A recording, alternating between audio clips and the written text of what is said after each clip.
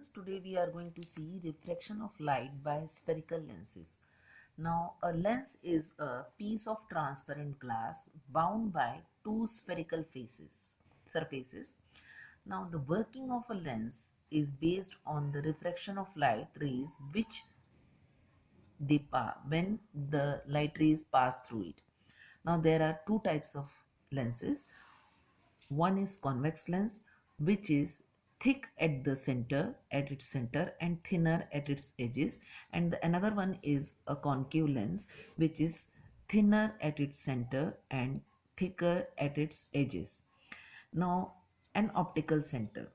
The center point of a spherical lens is called its optical center.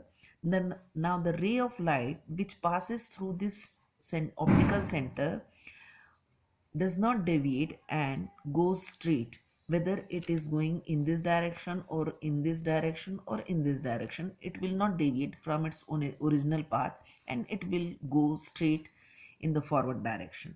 Now the principal axis. The principal axis of a spherical lens is a line passing through its optical center and which is perpendicular to its both spherical faces is called the principal axis of a spherical lens. Now comes the term principal focus. The principal focus of a convex lens is a point on its principal axis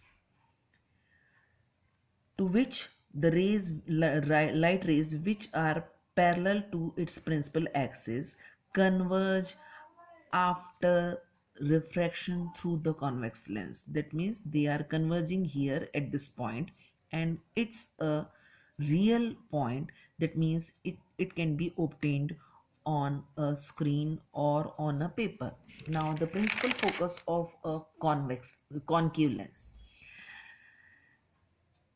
It is also a point on the principal axis of a concave lens from which the light rays which are parallel to the principal axis of the concave lens appears or seems to diverge after refraction through the concave lens. Here it appears that the rays are diverging from this point. That means this point cannot be obtained on a screen. It is a virtual one. You can see the focal length. Now comes the word focal length. The distance between the optical center, that means this point O, and the principal focus is called the focal length of a concave lens or a spherical lens. You can take the distance between the optical center of a convex lens also. So the distance between the optical center and the principal focus is called the focal length. Now, rules for obtaining images formed by spherical lenses. The first rule is a ray of light which is parallel to the principal axis. See here, this ray is parallel to the principal axis. So in case of a convex lens, after passing through the convex lens, the ray will pass through its principal focus after passing through the convex lens. Now in case of a concave lens, it appears that the ray is coming from its principal focus after refraction through the concave lens. The second rule is a ray of light which passes through the optical center. See the optical center, it does not deviate from its path, it goes straight after refraction.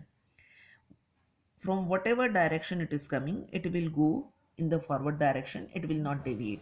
Now comes the third rule of refraction through a spherical lens. A ray of light which passes through the principal focus of a convex or concave lens becomes parallel to its principal axis. See here, the ray of light is passing through the principal focus, and in case of a concave lens which is coming towards the principal focus will become parallel to the principal axis.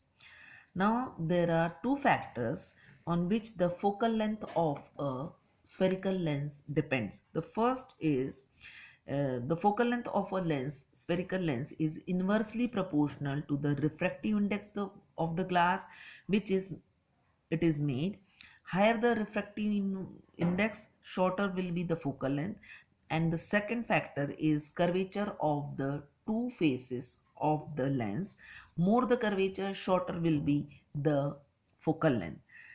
Second question is, name the lens which can concentrate sun rays to a point and burn a hole in a piece of paper. So obviously it's a convex lens because it is converging the sun rays on a point, and because of that concentrated or convergence, the piece of paper burns at that place.